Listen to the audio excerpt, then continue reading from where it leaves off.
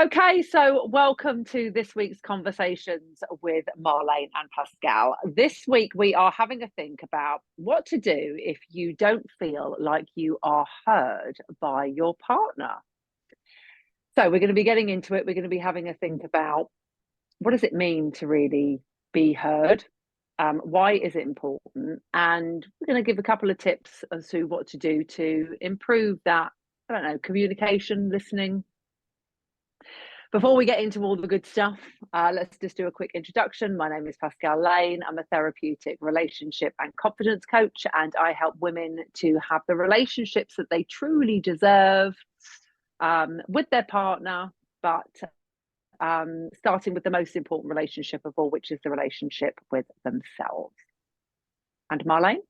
Wonderful. I'm Marléne Rose Shaw, therapist, coach, and self-help author. And I specialize in relationships and confidence, and I help people to lead a truly authentic life, to step into the light and be their true selves so they can get the absolute best out of life, feel confident and courageous to say what they want and live life on their own terms instead of other people's. Fabulous. So, with all of that in mind, so feeling heard by your partner. So we both work with relationships. I don't work with couples so much anymore. I do occasionally, but not as much. Mostly work with women on their relationship with their partner. But I suppose this is something that we both come up with time and time again. And actually, I was saying to you just before we started this session, this is coming up a lot in my work at the moment. So, what do we mean being? I love really getting into this, right? I love talking about being heard, and I love getting into communication is something that people think that they do really well, but actually don't. And obviously feeling heard is a part of that as well. So what does it mean to you? To be heard. Mm. I think it's about being seen, being heard, being validated, being able to be yourself and have somebody actually take note of that and not discount it, but actually accept you, and to be able to be there for you if you're feeling vulnerable, to be able to care for you and soothe you and nurture you, or if you need reassurance, or if you're excited, to be able to say, well done, that's fantastic, to really honor you as the human being, the unique human being that you are in all parts of yourself, or the vulnerable, the successful, all of it, to actually be honored by the other person as yourself, and not to be put down or discounted or ignored, or for another person to put their opinion onto you of how you should be, but to actually be accepted for who you are. Yeah, lovely. Yeah, lovely. Okay, it's like there again, really interesting because I consider that, but I think of it quite differently as well. Not necessarily differently, but another part of it that I think of is also about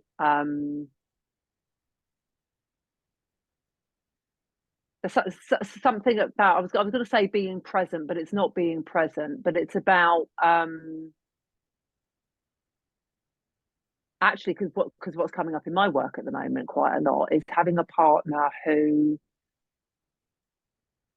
actually like emotionally unavailable, like not actually able in kind of like quotation marks to really get you, to really understand you, to really um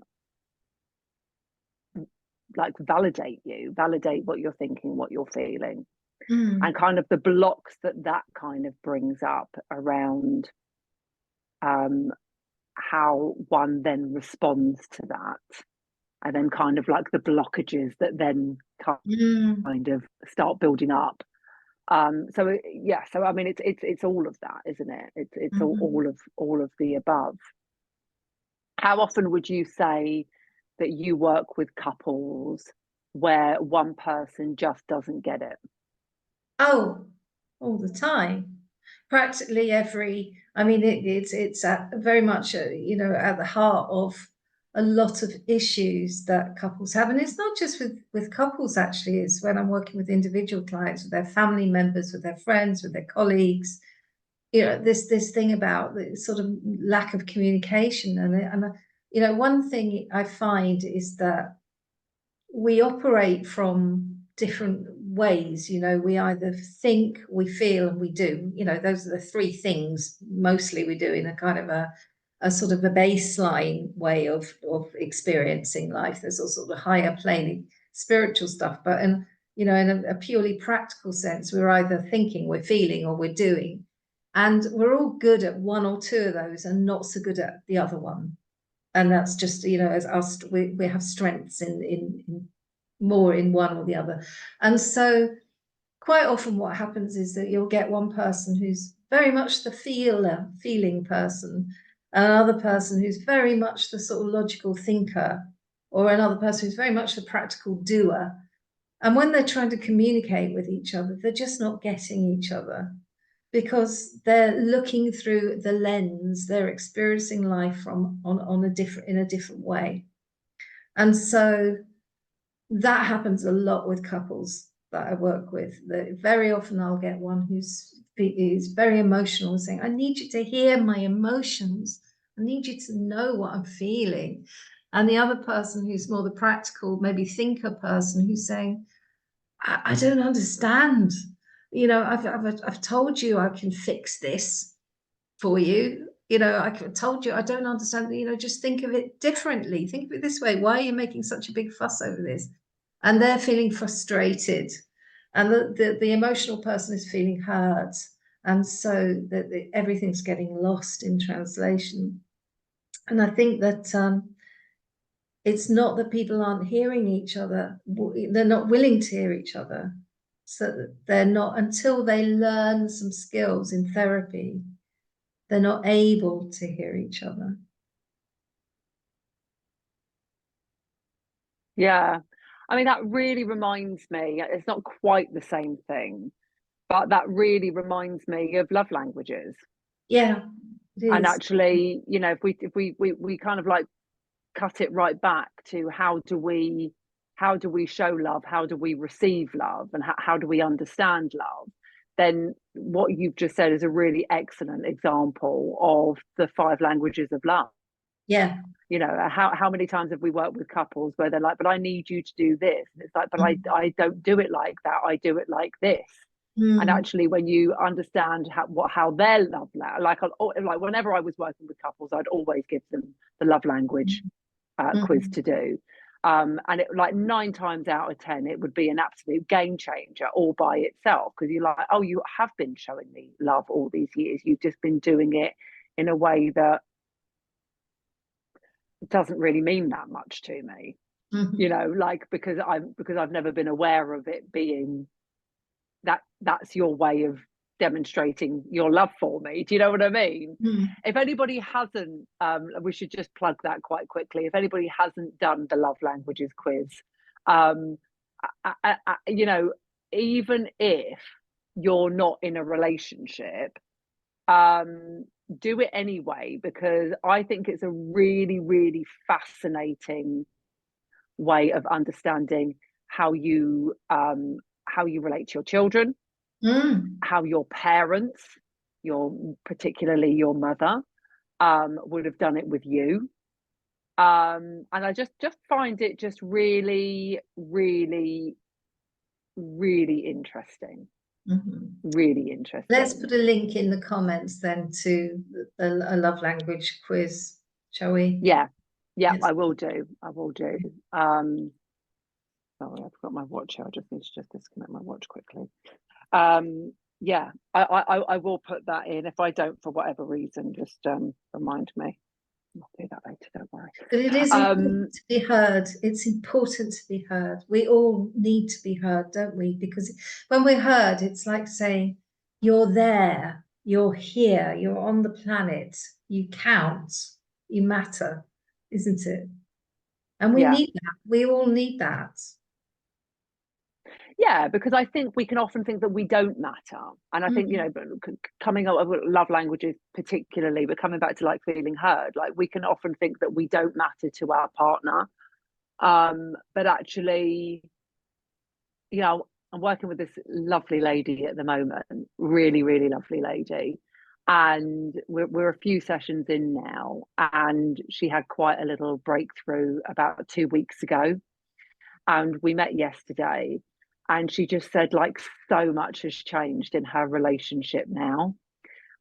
Because once she actually spoke to her partner about the things, her husband, about the things that she thought that he knew, because he should know, because he just should, which we all do, or have all done to some extent in the past. Actually, she heard a different side of it from him, and she was kind of like absolutely blown away by his response, which wasn't what she had thought it was all of this time, was actually completely different to what she thought it had been all the time. But because they hadn't communicated it, she had felt so unheard, so unseen, so devalued. But actually, it was just the funk that they had got into that had just taken over the show. It becomes a pattern, doesn't it, in communication with people, so that every time something's said or done, we see it as evidence of, oh yes, there's that thing.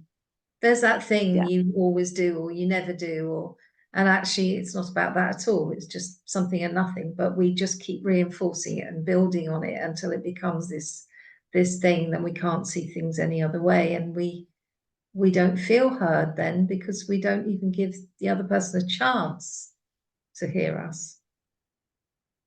Yeah. How can we be more heard then? It's so important. How can we be more heard?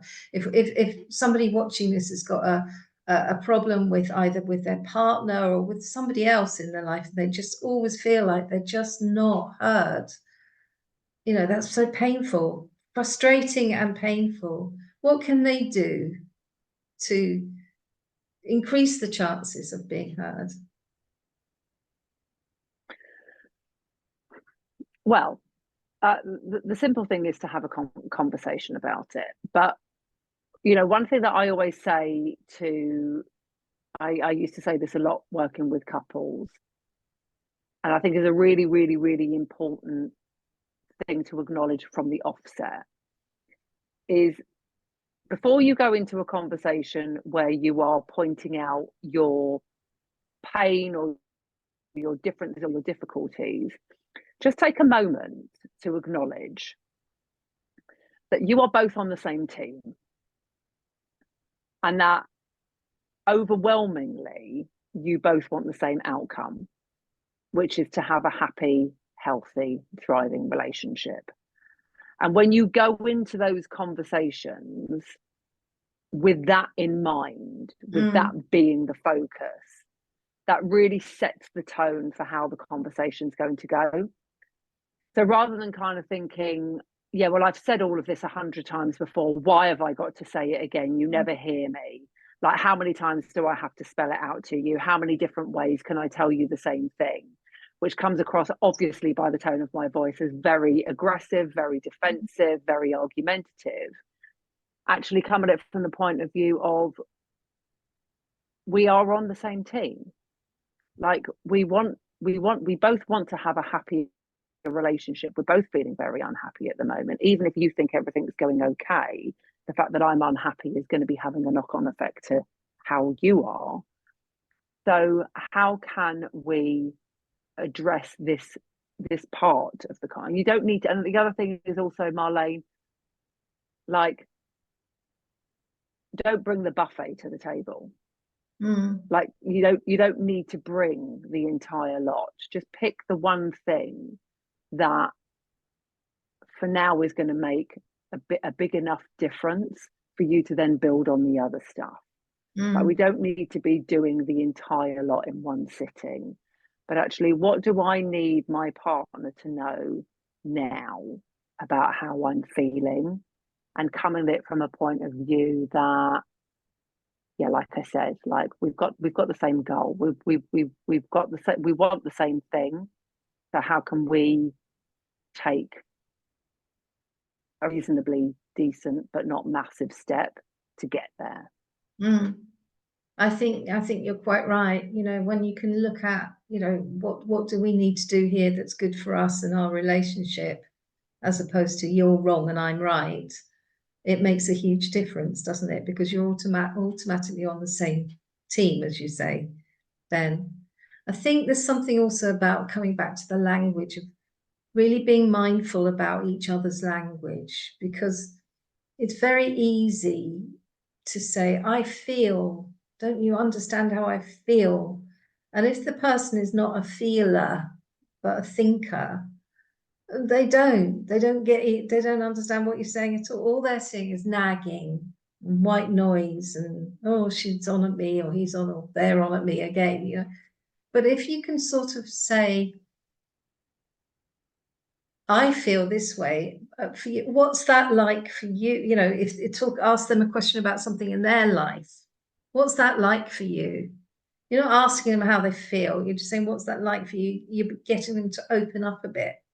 And so you're using, or say, you know, when this happens, I experience it like that. What it's like for me is, and you're taking away the words that they don't understand and putting it into language that they do understand. And it's almost like we have a responsibility to help others listen to us. And that kind of that sort of goes against the grain in a way, because it's almost like, well, this person just doesn't listen and they're in the wrong. They should be listening to me. I shouldn't have to take responsibility for this, you know. But it's often the way with any relationship, but say with your partner, that we have to kind of help them get better at what it is we want them to do. We have to kind of just give them that little bit of encouragement and help them, because they maybe aren't very good at it. And getting cross with them isn't actually very helpful. We have to just kind of find ways, almost like that, like a teacher might find a way to what works for this student, and just kind of encourage them. Say, I'd really like it if you could listen to me more when, you know, when I'm talking about my feelings, but maybe feelings isn't quite your thing, but how can we do this? And, you know, how can I prompt you to say that this is one of those times when we kind of got a bit of a red flag here and it's good to pay attention, you know, how can we do that? And I think that can be very powerful. And also actually really appreciating people when they do hear you, you know, because people want to get stuff right. Everybody, there's a little kid in all of us that wants to be good and get things right. So if we say to somebody, you know, I really appreciate that you heard me there, or I really appreciate that you took time when I was talking about this, whatever it is, it's great. It feels really good when you do that. They're far more likely to respond to that and think, you know, part of them is thinking, oh, I like, that's good. I'll do that again. I'll try that again. Because we all want to be happy. We want to connect. We want to have good communication with each other. We don't want to row. We might think we want to row at the moment, but we don't. We want to have good, happy communication. So encouraging the other person is a way for us to be heard. Yeah. And feel validated is what I was just thinking when you were saying all of that. Like we want to do good, like we want to be acknowledged, but we also want to be validated as well. And actually, even if you don't agree with what I'm saying or thinking or feeling, like to actually just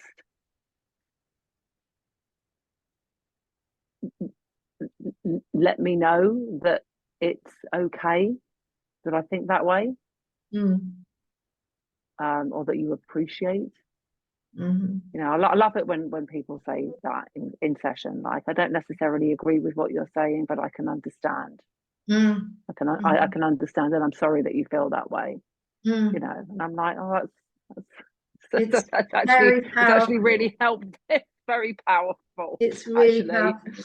Yeah, I often say to my couples that I'm working with that it's okay that you each have your own experience of something. You have a very different experience of the same event, and that's perfectly fine. Neither one of you has to experience it the way the other one does. It's your unique experience, and if you can acknowledge that, and when they say, well, I see that you experience it this way and I experience it that way, that's just cuts through all that sort of arguments and conflict and hurt. And yeah, and it enriches it because you understand things from a different perspective. You know, like we can all be guilty of that. I can, you know, very much can sometimes think, well, you know, how on earth can you not see it like that? Like, how on earth, well, like, how do you not get it? Like, what part of this do you not get? You know? And then you're yes. like, oh, okay, I see. Okay, yeah, I get it. Which is exactly what was going on with my lady yesterday. You know, that's exactly what she was like. How can he not see it? And then she was like, oh, okay. Like, he absolutely didn't have a clue in the world. He was completely clueless. It's Not in very a hard horrible to do way. that. Not in a horrible way. Like, not in a, like, but like, just like, he just honestly didn't have a clue what was. You've got this whole narrative going on in your head, you know, this whole kind of like a novel going on in your head about like what you think is going on, and actually you're like, he's just watching the football. Yeah, that's it. Full stop. All the meaning you've attached and the great long tone you've written doesn't exist. Doesn't.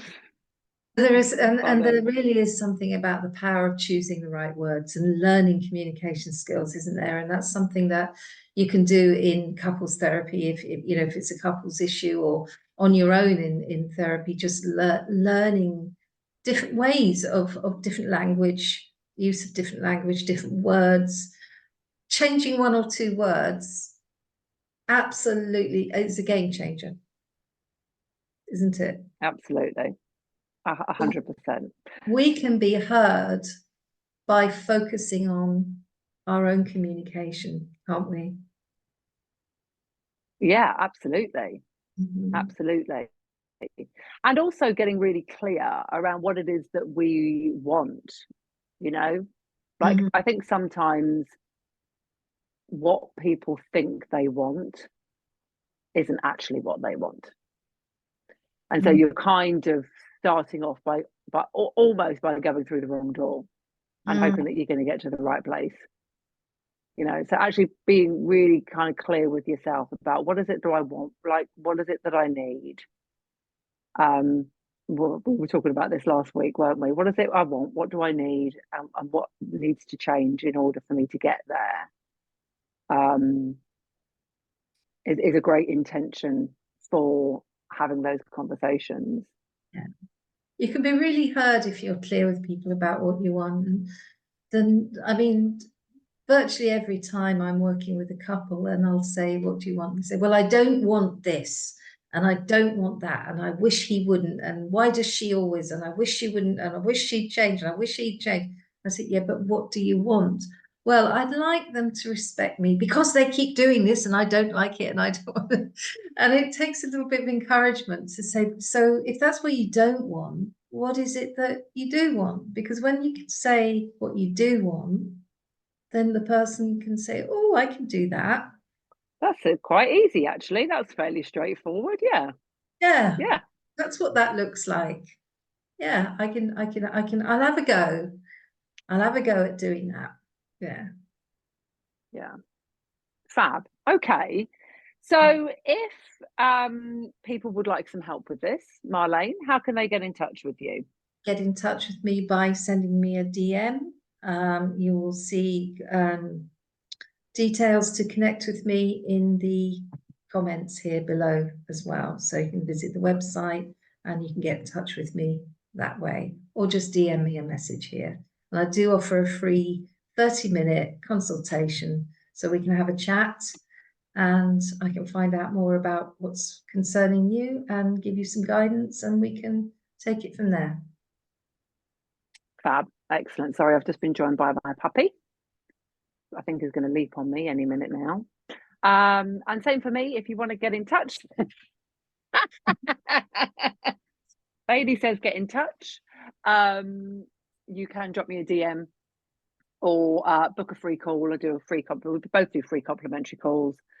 Get in touch using the comment in the links below. I'm in love with my puppy. Absolutely in love with her. She's so gorgeous. Fab. All right, Marléne, thank you so much. That was lovely talking to you.